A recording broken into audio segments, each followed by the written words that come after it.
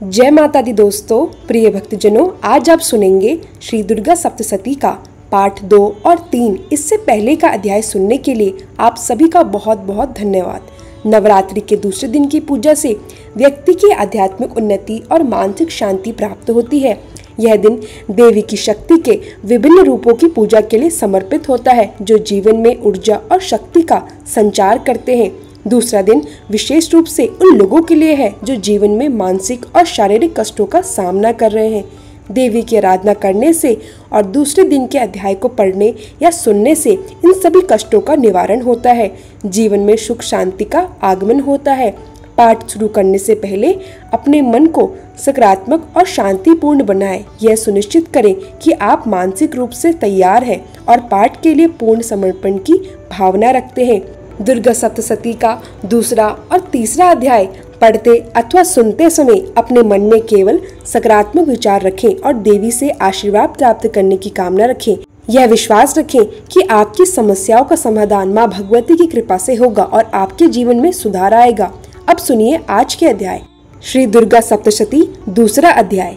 देवताओं के तेज से देवी का प्रादुर्भाव और महिषासुर की सेना का वध। महर्षि मेधा बोले, प्राचीन काल में देवताओं और असुरों में पूरे 100 वर्षों तक घोर युद्ध हुआ था। उसमें असुरों का स्वामी महिषासुर था और देवराज इंद्र देवताओं के नायक थे। इस युद्ध में देवताओं की सेना परास्त हो गई थी और इस प्रकार संपूर्ण देवताओं को जीत महिषासुर इंद्र बन बैठा था। युद्ध के पश्चात हारे हुए देवता प्रजापति श्री ब्रह्मा जी को साथ लेकर उस स्थान पर पहुंचे जहां पर कि भगवान शंकर विराजमान थे। देवताओं ने अपनी हार का सारा वृत्तांत भगवान श्री विष्णु और शंकर जी से कह सुनाया। वह कहने लगे, हे प्रभु, महिषासुर सूर्य, इंद्र, अग्नि, वायु, चंद्रमा, यम, वरुणा तथा अन्य देवताओं के सभी अधिकार छीनकर सबका अधिष्ठाता स्वयं बन बैठा है। उसने समस्त देवताओं को स्वर्ग से निकाल दिया है। वह मनुष्य की तरह पृथ्वी पर विचर रहे हैं। देवताओं की सारी करतूत हमने आपको सुना दी है और आपकी शरण में इसलिए आए हैं कि आप उनके वध का कोई उपाय सोचें। देवताओं की बात सुनकर भगवान श्री विष्णु और शिव जी को उन दैत्यों पर बड़ा गुस्सा आया। उनकी भौं तन गई और आंखें लाल हो गई। गुस्से में भरे भगवान विष्णु के मुख से बड़ा भारी तेज निकला और उसी प्रकार का तेज भगवान शंकर, ब्रह्मा और इंद्र आदि दूसरे देवताओं के मुख से प्रकट हुआ। फिर वह सारा तेज एक में मिल गया और तेज का पुंज वह ऐसे दिखता था जैसे कि जाज्वल्यमान पर्वत हो। देवताओं ने देखा कि उस पर्वत की ज्वाला चारों ओर फैल गई और देवताओं के शरीर से प्रकट हुई तेज की किसी अन्य तेज की तुलना नहीं हो सकती। एक स्थान पर इकट्ठा होने पर वह तेज एक देवी के रूप में परिवर्तित हो गया और अपने प्रकाश से तीनों लोकों में व्यापक जान पड़ा। वह भगवान शंकर का तेज था। उससे देवी का मुख प्रकट हुआ। यमराज के तेज से उसके सिर के बाल बने। भगवान श्री विष्णु के तेज से उसकी भुजाएं बनी। चंद्रमा के तेज से दोनों स्तन और इंद्र के तेज से जंघा और पिंडली तथा पृथ्वी के तेज से नित्य भाग बना। ब्रह्मा जी के तेज से दोनों चरण और सूर्य के तेज से उनकी उंगलियां पैदा हुई और वसुओं के तेज से हाथों की उंगलियां और कुबेर के तेज से नासिका बनी। प्रजापति के तेज से उसके दांत और अग्नि के तेज से उसके नेत्र बने। संध्या के तेज से उसकी भौं और वायु के तेज से उसके कान प्रकट हुए। इस प्रकार उस देवी का प्रादुर्भाव हुआ था। महिषासुर के पराजित देवता उस देवी को देखकर अत्यंत प्रसन्न हुए। भगवान शंकर ने अपने त्रिशूल में से एक त्रिशूल निकालकर उस देवी को दिया और भगवान विष्णु ने अपने चक्र में से एक चक्र निकालकर उस देवी को दिया। वरुण ने देवी को शंख भेंट किया। अग्नि ने उसे शक्ति दी। वायु ने उसे धनुष और बाण दिए। सहस्त्र नेत्र वाले श्री देवराज इंद्र ने उसे अपने वज्र से उत्पन्न करके एक वज्र दिया और ऐरावत हाथी का एक घंटा उतारकर देवी को भेंट किया। यमराज ने उसे काल दंड में से एक दंड दिया। वरुण ने उसे पाश दिया। प्रजापति ने स्फटिक की माला दी और ब्रह्मा जी ने उसे कमंडल दिया। सूर्य ने देवी की समस्त रोमों में अपने किरणों का तेज भर दिया। काल ने उसे चमकती हुई ढाल और तलवार दी तथा उज्जवल हार और दिव्य वस्त्र उसे भेंट किए और इनके साथ ही उसने दिव्य चूड़ामणि दी। 2 कुंडल, कंकड़, उज्जवल अर्घ चांद्र बाहों के लिए, बाजूबंद चरणों के लिए, नूपुर गले के लिए, सुंदर हसली और उंगलियों के लिए रत्नों की बनी हुई अंगूठियां उसे दी। विश्वकर्मा ने उनको फरसा दिया और उसके साथ ही कई प्रकार के अस्त्र और अभेद कवच दिए और इसके अलावा उसने कभी ना को मिलने वाले सुंदर कमलों की मालाएं भेंट की। समुद्र ने सुंदर कमल का फूल भेंट किया। हिमालय ने सवारी के लिए सिंह और तरह तरह के रत्न देवी को भेंट किए। यक्ष आज कुबेर ने मधु से भरा हुआ पात्र और शेषनाग ने उन्हें बहुमूल्य मणियों से विभूषित नागहार भेंट किया। इस तरह दूसरे देवी देवताओं ने भी उसे आभूषण और अस्त्र देकर उसका सम्मान किया। इसके पश्चात देवी ने उच्च स्वर से गर्जना की। उसके इस भयंकर नाद से आकाश गूंज उठा। देवी का वह उच्च स्वर से किया हुआ सहना समा नहीं सका। आकाश उसके सामने छोटा प्रतीत होने लगा। उससे बड़े जोर की प्रतिध्वनि हुई, जिससे समस्त विश्व में हलचल मच गई और समुद्र कांप उठे। पृथ्वी डोलने लगी और सबके सब पर्वत हिलने लगे। देवताओं ने उस समय प्रसन्न होकर सिंहवाहिनी जगदम्बे देवी से कहा कि देवी तुम्हारी जय हो। इसके साथ ही महर्षि ने भक्ति भाव से विनम्र होकर उनकी स्तुति की। संपूर्ण त्रिलोकी को शोक मग्न देखकर दैत्यगण अपनी सेनाओं को साथ लेकर और हथियार आदि सजाकर उठ खड़े हुए। महिषासुर के क्रोध की तो कोई सीमा ही नहीं थी। उसने क्रोध में भरकर कहा, यह सब क्या उत्पात है। फिर वह अपनी सेना के साथ उस ओर दौड़ पड़ा जिस ओर से वह भयंकर नाद का शब्द सुनाई दिया था, और आगे पहुंचकर जब उसने देवी को देखा जो कि अपनी प्रभा से तीनों लोगों को प्रकाशित कर रही थी, उसके चरणों के बाहर से पृथ्वी दबी जा रही थी। माथे के मुकुट से आकाश में एक रेखा सी बन रही थी और उसके धनुष की टंका से सभी लोग छुप रहे थे। देवी अपनी सहस्त्र भुजाओं को संपूर्ण दिशाओं में फैलाई खड़ी थी। इसके पश्चात उनका दैत्यों के साथ युद्ध छिड़ गया और कई प्रकार के अस्त्र शस्त्रों से सबकी सब दिशाएं उभा होने लगी। महिषासुर की सेना का सेनापति चुर नामक एक महान असुर था। वह आगे बढ़कर देवी के साथ युद्ध करने लगा और दूसरे दैत्यों की चतुरंगी सेना साथ मिलकर चामर भी लड़ने लगा। 600 महारथियों को साथ लेकर उद्गम महाद आकर युद्ध करने लगा और महाअनु नामक असुर 1 करोड़ रथी निवेदम सभी असुर तोमर बिंदी पाल शक्ति मुसुल खटको फरसो पट्टिया के साथ रणभूमि में देवी के साथ युद्ध करने लगे। कई शक्तियां फेंकने लगे तो कोई अन्य शस्त्र। उसके पश्चात सबके सब दैत्य अपनी अपनी तलवारों हाथों में लेकर देवी की ओर दौड़े और उसे मार डालने का उद्योग करने लगे। मगर देवी ने क्रोध में भरकर खेल ही खेल में उन सबके अस्त्र शस्त्रों को काट डाला। इसके पश्चात ऋषियों और देवताओं ने स्तुति प्रारंभ कर दी और वह देवी स्तुति से प्रसन्न होकर असुरों के शरीर पर अस्त्र शस्त्रों की वर्षा करती रही। देवी का वाहन भी क्रोध में भरकर दैत्य सेना में इस प्रकार विचर लगा जैसे कि वन में दानव बल फैल रहा हो। युद्ध करती हुई देवी ने क्रोध में भरकर जितने श्वास को छोड़ा वह तुरंत ही सैकड़ों हजारों गणों के रूप में परिवर्तित हो गई। फिर से विपाली खटक तथा पटिस इत्यादि शस्त्रों के साथ दैत्यों से युद्ध करने लगी। देवी की शक्ति से बड़े हुए वह गण देवताओं का नाश करते हुए ढोल शंख और मृदंग आदि बजा रहे थे। फिर देवी ने त्रिशूल गदा शक्ति खटक इत्यादि से सहस्त्र असुरों को मार डाला। कितनों को घंटे की भयंकर आवाज से ही यमलोक पहुंचा दिया। कितने ही असुरों को उसने पास में बांधकर पृथ्वी पर धर घसीटा। कितनों को अपनी तलवार से टुकड़े टुकड़े कर दिया और कितनों को गदा की चोट से धरती पर सुला दिया।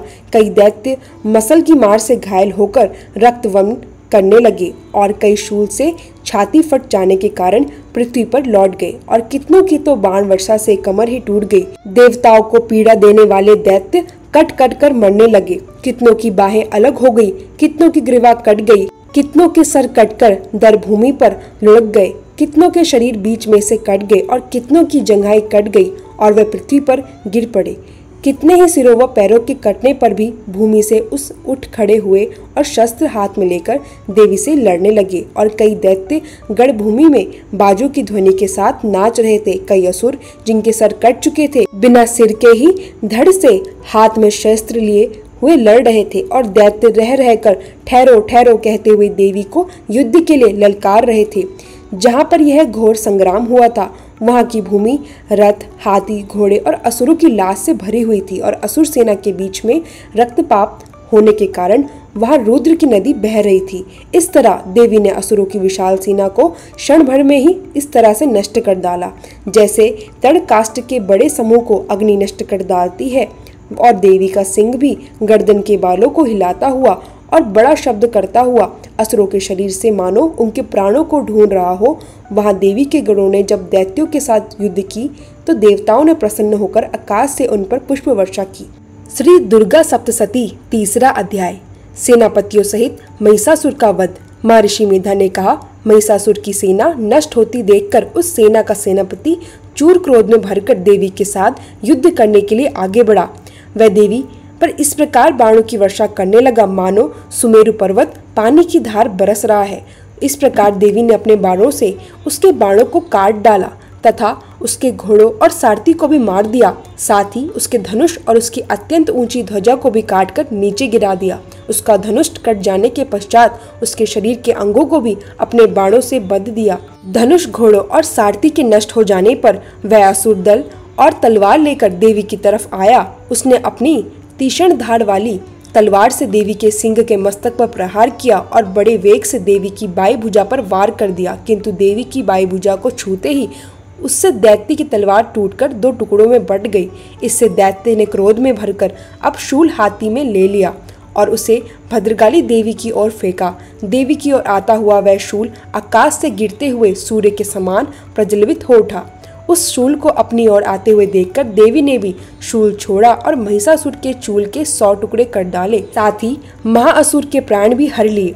चूर के मरने पर देवताओं को दुख देने वाला चामर नामक दैत्य हाथी पर सवार होकर देवी से लड़ने के लिए आया और उसने आने के साथ ही शक्ति से प्रहार कर दिया, किंतु देवी ने अपनी हुंकार मात्र से ही उसे तोड़कर पृथ्वी पर डाल दिया। शक्ति को टूटा हुआ देखकर दैत्य ने क्रोध से लाल होकर शूल चलाया, किंतु देवी ने उसे भी काट डाला। इतने में देवी का सिंह उछलकर हाथी के मस्तक पर सवार हो गया और दैत्य के साथ बहुत ही तीव्र युद्ध करने लगा। फिर वह दोनों लड़ते हुए हाथी पर से पृथ्वी पर आ गिरे और दोनों बड़े क्रोध से लड़ने लगे। फिर सिंह बड़े जोर से आकाश की ओर उछला और जब पृथ्वी की ओर आया तो उसने अपने पंजों से चामर का सिंह धड़ से अलग कर दिया। क्रोध में भरी हुई देवी ने शीला और वृक्ष आदि की चोटों से उद्गार किया, कराल को दांतों, मुक्कों और थप्पड़ से चूर कर डाला। क्रोध हुई देवी ने गदा के प्रहार से उदित दैत्य को मार गिराया। बीपाली से वात्स्काल को बाणों से, ताम्र तथा अधक को मौत के घाट उतार दिया। 3 नेत्र वाले परमेश्वरी ने त्रिशूल से उग्र वीर और महाहनु नामक राक्षसों को मार गिराया। उसने अपनी तलवार से विंडाल नामक दैत्य का सिर काट डाला तथा अपने बाणों से दुर्धरा और दुर्मुख राक्षस को यमलोक पहुंचा दिया। इस प्रकार जब महिषासुर ने देखा कि देवी ने मेरी सेना को नष्ट कर दिया है तो वह भैंसे का रूप धारण कर देवी के गढ़ों को दुख देने लगा। उन गढ़ों में कितनों को उसने मुख के प्रहार से, कितनों को खुर के, कितनों को पूंछ से, कितनों को सींगों से और बहुत को दौड़ने के वेग से, अनेकों को सिंहनाद से, कितनों को चक्कर देकर और कितनों को श्वास वायु के झकों से पृथ्वी पर गिरा दिया। वह दैत्य इस प्रकार गढ़ों की सेना को गिरा देवी के सिंह को मारने के लिए दौड़ा। इस पर देवी को बड़ा क्रोध आया। उधर दैत्य भी क्रोध में भरकर धरती को खुरों से खोदने लगा तथा सिंह से पर्वतों को उखाड़ उखाड़ कर धरती पर फेंकने लगा और मुख से शब्द भी करने लगा। महिषासुर के वेग से चक्कर देने के कारण पृथ्वी छुप होकर फटने लगी। उसकी पूंछ से टकराकर समुद्र चारों ओर फैलने लगा। हिलते हुए सींग के आघात से मेघ खंड खंड हो गए और श्वास से आकाश में उड़ते हुए पर्वत भी फटने लगे। इस तरह क्रोध में भरे हुए राक्षस को देखकर देवी चंडिका को भी क्रोध आ गया और वह उसको मारने के लिए क्रोध में भर गई। देवी ने पाश फेंके और दैत्य को बांध लिया और उसने बंध जाने पर दैत्य का रूप त्याग दिया और सिंह का रूप बना लिया। और जैसे ही देवी उसका सिर काटने के लिए तैयार हुई कि उसने पुरुष का रूप बना लिया जो कि हाथी में तलवार लिए हुआ था, तब देवी ने तुरंत ही अपने बाणों के साथ उस पुरुष को उसकी तलवार और ढाल सहित बींध डाला। इसके पश्चात तो वह अब हाथी के रूप में दिखाई देने लगा और अपनी लंबी सूंड से देवी के सिंग को खींचने लगा और गरजने लगा। देवी ने अपनी तलवार से उसकी सूंड भी काट डाली। तब उस राक्षस ने एक बार फिर भैंसे का रूप धारण कर लिया और पहले की तरह चर अचर जीवों की सहित समस्त त्रिलोकी को व्याकुल करने लगा। इसके पश्चात क्रोध में भरी हुई देवी बारंबार उत्तम मधु का पान करने लगी और लाल लाल नेत्र करके हंसने लगी। उधर बल, वीर्य तथा मध्य से कृत हुआ दैत्य भी गरजने लगा।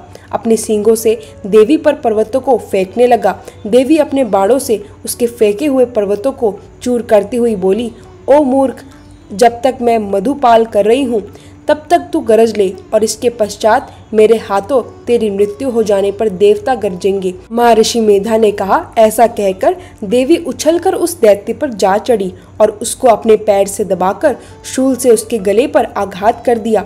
देवी के पैर से दबने पर भी दैत्य अपने दूसरे रूप से अपने मुख से बाहर होने लगा। अभी वह दैत्य आधा ही बाहर निकला था कि देवी ने अपने प्रभाव से उसे उसी क्षण रोक दिया। तब वह आधा निकला हुआ दैत्य ही युद्ध करने लगा तो देवी ने अपनी तलवार से उसका सिर काट डाला।